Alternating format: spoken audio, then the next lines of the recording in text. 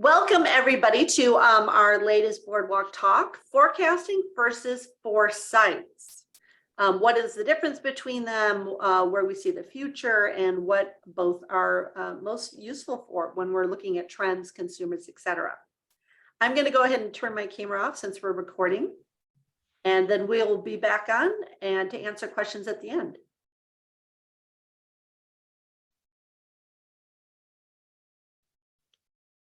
Okay, so Susie, if you want to go ahead and advance the slide. So as with all of our webinar series, these are our opinions of different issues that are impacting the industry. It is, of course, based on our experience, our analysis of what's going on. We're constantly evaluating and analyzing everything that's happening in the industry. But we are open to questions, and it's fine if you don't agree with us. Again, this is our perspective on what's happening within each one of these areas of each one of these subject areas that we're covering. In this one, it's foresights versus forecasting. And we do look forward to dialogue. So include questions in the chat, ask them at the end. Happy to cover off on all of it. Yes. All right, well, I guess, Susie, I'll start and then I'll kick it back to you. Absolutely. So most of what we see with trends is forecasting. And forecasting is essentially looking at what's already happening now, what has happened in the recent past, so maybe like over the last year, and then categorizing that with regard to where it's at currently in the industry. And that's pretty much what forecasting is. It's typically what we see happening. That's what all those top trends lists are, essentially, is taking a look at what has happened in order to say what is going to happen over the next year. It's essentially what's going on without a lot of the why behind it in many cases, not all, but in many cases. Exactly. It typically doesn't explain why a trend is happening, or more importantly, where is it going next? So there's not a way to navigate it going forward, because you're simply looking backwards. It doesn't tell you what's coming next, which is why forecasting is kind of a moment in time. I think that's also why we get a lot of this chasing trends activity. A lot of people will see the lists and say, okay, well, on 50% of the lists, sriracha is labeled as the flavor. So everybody starts chasing sriracha without a thought about why sriracha, what's behind sriracha, what does that actually mean about what people are looking for? And then how can you not only get ahead of it, but maybe take a different direction that gives you a much better competitive point of differentiation. Exactly. So foresights is really more about predicting future behavior before it occurs. It's really focusing on drivers and longevity. So it is facilitating future forward innovation, again, for greater competitive advantage. And it's how to leverage those drivers to understand like what is going to be happening next. So what you want to do with foresights is it gets you out ahead of consumers. Because consumers, remember, can only tell you what they did yesterday. They cannot tell you where they're going to be in 18 months, which is what foresights does for you. It gets you way out ahead of them before they can answer questions or even talk about a subject. Right. So a really good example, and this is a question that for a while I was getting asked the exact same question by a whole host of professionals and even consumers, is what's going to be the next kale, right? So what's the next kale? In order to answer that question, in most cases, they're going to use forecasting, which means you're going to look at kale, see it's a dark leafy vegetable, and try to figure out what's the next dark leafy vegetable or the next vegetable that's going to become the next kale, right? That is typically how forecasting would handle trying to answer that question. With foresights, however, it's less about kale. It's not really what the next kale is. It's what made kale such a big deal to consumers. What was it about kale? Was it the texture? Was it the health benefits? Was it the way it was being leveraged in applications? What was it about kale that made it so impactful to consumers based on their needs and their behaviors? If you take forecasting that way, then your answer might not even be in the vegetable category. It might be a grain, it might be a protein, it might be an experiential situation, right? So forecasting will look far more at the need states and the drivers behind the trend in order to figure out what's the next thing that might meet those need states rather than what's the next vegetable that's going to end up being big. Yeah, foresights. Yes, foresights get you those answers. It also talks about like the affinity to when you do come up with a few candidates of products. Some alarm was just about to go off in my house. Sorry. Let's hope that doesn't do that again. But that's what foresights gets you. It gets you affinity, it gets you the drivers, it answers the question why, how long is something going to last? So you can actually strategically engage with something. Exactly. Go to the next one. So foresights also, again, emphasizes the drivers over the trend itself. Because otherwise you're just like you may have said, you're just chasing the trends. You're not actually engaging the drivers that are causing the trends. You're looking at yesterday. So where are they going? Not where they've been. Most of industry and its standard is to look at, well, where has it been? And then they draw a straight line. Oh, here's where it's going to go next. Right. And I would say that, as you think about that, forecast or foresights now is so much more important than it ever has been. I mean, pre-pandemic foresights were important, of course, but I would say they were slightly less critical than now, just because everything is in such upheaval still. The pandemic is largely in our rearview mirror, but we've got our economic situation, our domestic political situation, geopolitical situation, the environment, all kinds of things that are creating constant unrest and disruption in patterns and behaviors. So at this point, foresights is absolutely critical, because if you only use forecasting, you'll be caught on your back foot half the time, not being able to predict or at least foresee many of the shifts that are going to be ongoing over the next easily 2 years. Exactly, because trends aren't born in a vacuum. They don't come out of nowhere. They certainly don't come from any social media personality, right? Those people are like looking at something that's already been born and then they're reacting to it. So trends aren't born in a vacuum. They're born from these drivers. So you can always backtrack and look at where did something come from if you understand how to reverse engineer its birth, which is what we do. So it allows operators and manufacturers to leverage those drivers versus being a slave and just chasing trends, which is basically chasing yesterday. It's Right. looking in your rear view mirror at all times. Right. And something that we didn't include in here, but Susie, I think you'd agree with me, is part of foresights also, and this is something that I think the food industry is not very good at right now, is looking beyond your own industry to really understand what's happening, Yes. because predictors may lie in travel behavior, in architecture, in interior design, in fashion, in health and beauty, government behavior, scientific advancements. Our industry needs to be a lot better at looking well beyond the bounds of food and beverage to look at what's happening well beyond that, and understand everything else that's happening in order to predict how consumers and then of course operators will be engaging with food. What's their relationship going to be like with food and beverages? Exactly. We call those courier bursts. A courier is something outside of our industry that shuttles a trend into the food and beverage industry. That's why travel is a good courier. Politics are actually a good courier. We look at pharmaceutical, we look at the book publishing industry, we look at the diet industry. All of those connect as couriers to track something into the industry.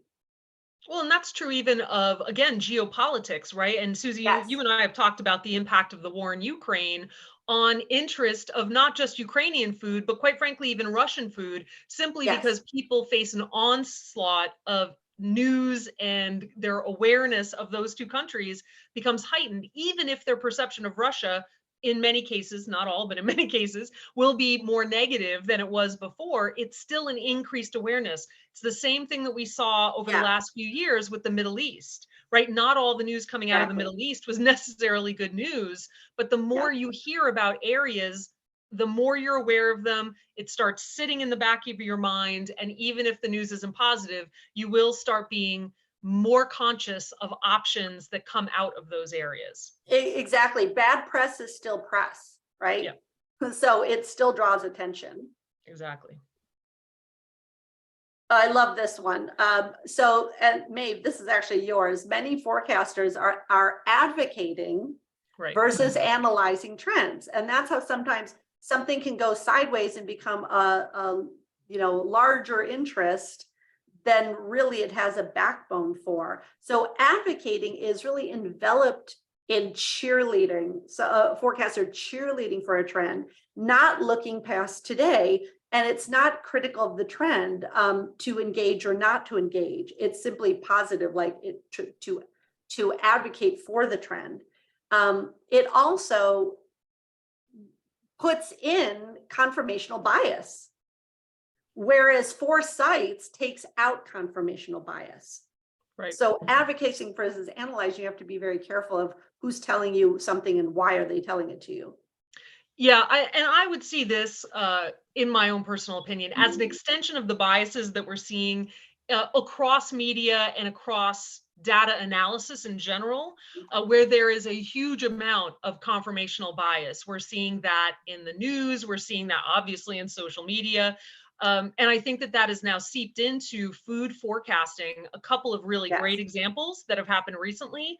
I would argue that the original analysis, this would be pre-pandemic, of the lab-based meat. And here I'm not necessarily talking about the culturing, but kind of the hyper-processed meat alternatives that came out.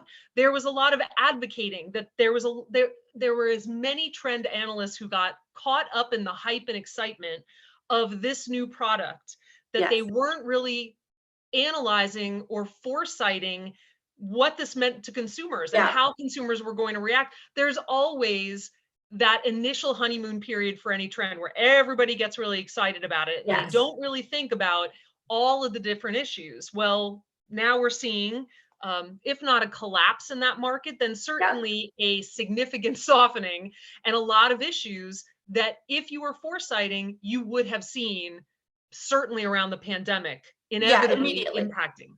Immediately you would see that the drivers were gonna, there were few and far between. Another great example is ghost kitchens. How many fell in love with ghost kitchens? And as soon as ghost kitchens materialized, our group was like, the only parent for that is COVID. The second we're out of lockdown, ghost kitchens have no drivers satisfying for consumers whatsoever. There's distrust. They can't see who's making the food. They can't commune there. They can't sit and eat a meal. It's all behind closed doors. It's great for the operator, but there's zero drivers. And that's why Uber Eats just dropped all of its ghost kitchens off of their ordering site. And you're seeing that across the board. Collapsing. Yeah, it's collapsing. Exactly. You would have seen that right at the beginning when it started. You could see what the drivers were, what were lacking, and you could predict its longevity. So you could still participate, right? You could get in and then get out. So that's what part of our group does, is advocate like when to exit a trend. Like, you don't have to sidestep all of them, but you need to know if there needs to be an exit, when to exit.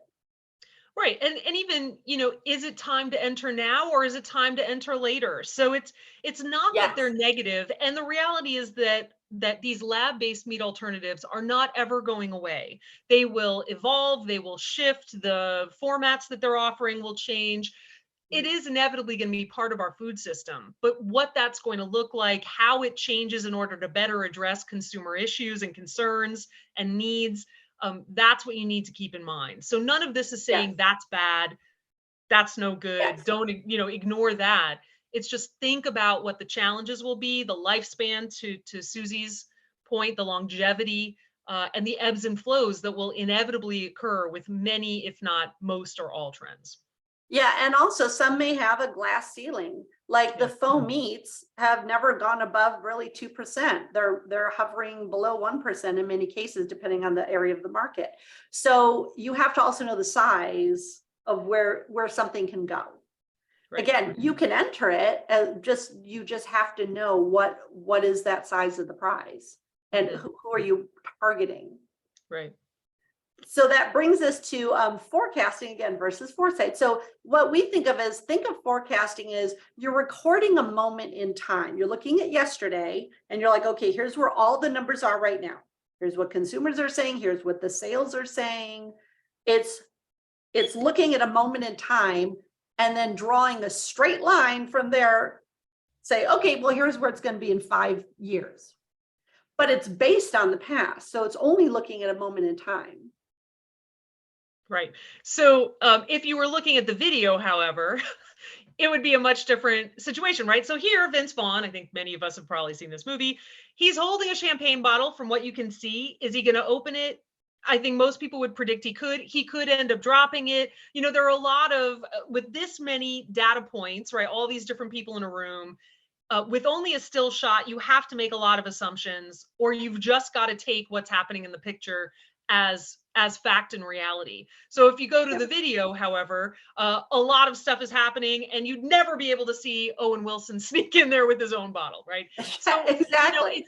it's important to continue to see this, because the other thing, that my issue with a lot of the trends lists that come out right at the beginning of the year, it makes sense, right? Because it's the beginning of the year, we're all looking at what's going to happen, but we need to constantly evaluate those trends lists going forward. You need to constantly Yes. gut check, essentially, what you were predicting in January is still going to be true in June. Obviously, none of us predicted the pandemic, and that completely threw every trends list into utter disarray, right? So you Yes. need to constantly be looking back and saying, is this still true? Is this still addressing the new consumer needs and demands? It's unfortunate that the lists all just come out at one time with this one set of predictions, and you never really get that follow-up even mid-year, let alone quarterly, to say, hey, this still looks right. Nothing's happened in order to change it. But with the forecasting, it is essentially just one list. Take that, run with it, and we'll get back to you in January of next year. Yeah, because remember, Foresight is looking at the drivers. So we're watching trends in motion. We're watching what new drivers are coming in, how are they shifting, what's upending. That's how we're watching it in real time. So we're seeing the movie in real time and then tracking it daily, like to pick, so that none of our clients could ever be blindsided, because Right. we're watching this in motion at all the same, at all times for them. Exactly. Oops, there we go. And this is my favorite. I love the image.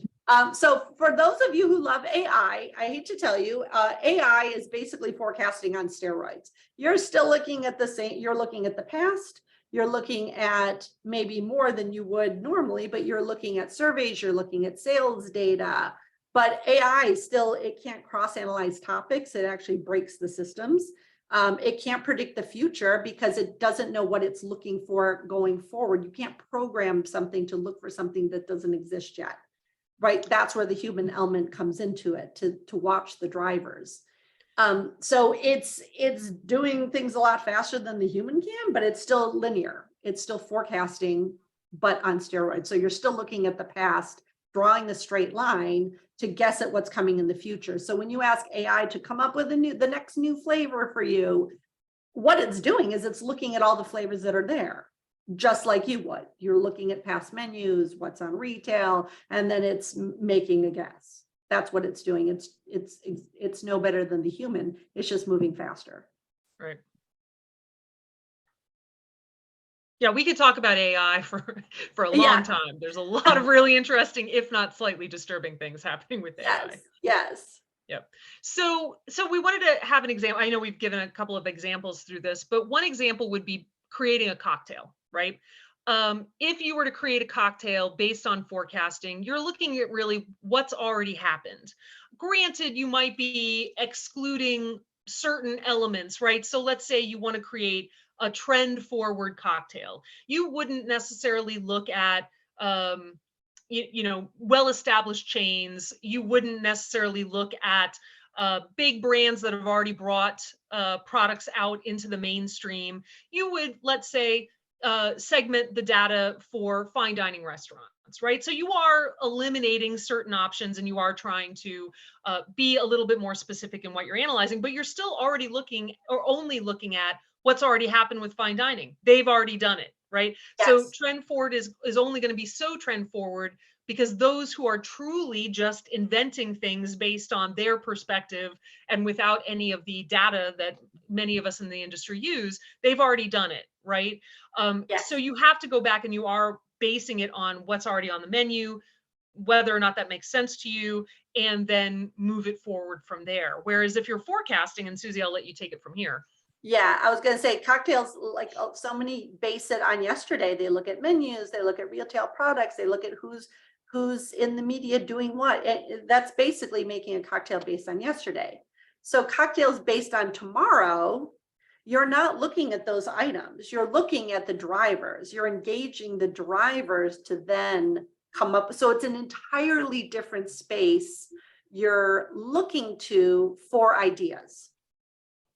And Right. again, you could be looking at some of those couriers to kind of generate ideas, think of something new, but you're not looking at yesterday. You're not looking at what's already there. You're looking at the drivers to figure out what would be next. Now, I would argue that fine dining chefs and owners do that, and without necessarily thinking, oh, I'm foresighting and I am trying to Mhm. get ahead, but because those operators are not bound by the need to serve the mass market, they are not bound by the need to have a huge customer base, right? They are driven by what they want to do, their own preferences, their own excitement over whatever it is that they're excited about. They are, or even, what they think their customers specifically should have or probably need to have. So Mhm. I would argue that fine dining operators inherently are foresighters because they are the ones who create something new out of simply an understanding of where they want to head. Mhm. Whereas everyone else tends to be more conservative in their behavior and leans more heavily on forecasting because it seems safer more than anything else. And particularly now, at the point that we're in with our industry, I would say the industry is in a very defensive innovation position because of Mhm. all the challenges that we're facing. So it's much easier and much more comfortable to lean on forecasting and not take the chances that foresight might seem like you're taking because you are not necessarily going with what has already been done.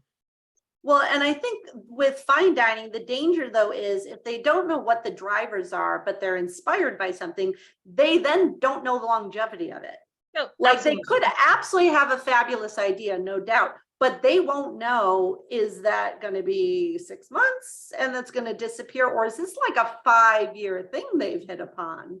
Right. They won't intuitively know that. They No, know what and that's to do, absolutely true. They're going a but bit with their gut. So they're not technically foresighting, but they are sort of inherently ahead yes, of the trends rather for than being sure. slaves to the trends. Absolutely, I agree. Yeah. So what we thought we would show you is just one example, and this comes actually off of our joint report that we do every year. But this is creating a cocktail, but using foresights. And so with our report, we're using all different areas of the report. For example, we're looking at what are the consumer drivers, what things are coming from beverage section. So picking up texture that is coming up and all these different like multisensory, escapism, visually engaging. These are all drivers coming from consumers and combining with the beverage section. Then what we go to what can create the textures, we're looking at a different part of the beverage section. Some of the areas that again are backed by drivers from consumers. So that's where the extreme rims, herbs, spices, carbonation comes from. And then I'll let you speak to the last little quadrant and I'll pull up our picture. Yeah, so then, you've got all the textural experiences that have really entered into the beverage. Nobody would have thought 10, 15 years ago that beverages should be textured for the most part, unless it was like thick viscosity versus thin viscosity. Mhm. But textures are now a much bigger thing. And why is texture a bigger issue in beverages? Because consumers are looking for new experiences, unexpected experiences, often within safer formats. Beverages are always a safer format than food for the most part because your investment is relatively low. They cost a lot less than food Mhm. typically does. The engagement time or level is a lot lower than necessarily with an entree where you're spending Mhm. more, you're committing to a larger experience. And so people will experiment a great deal more with beverages, and this need for new experiences is even heightened post pandemic when people were so experience absent or free for years essentially.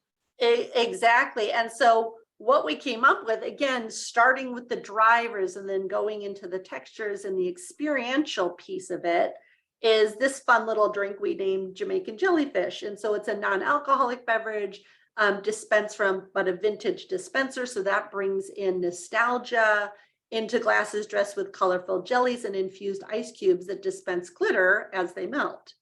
But now if you were just looking at current menus, you wouldn't know all of these things to engage. Right, exactly. Now, obviously, this might not be your cup of tea, but that's fine.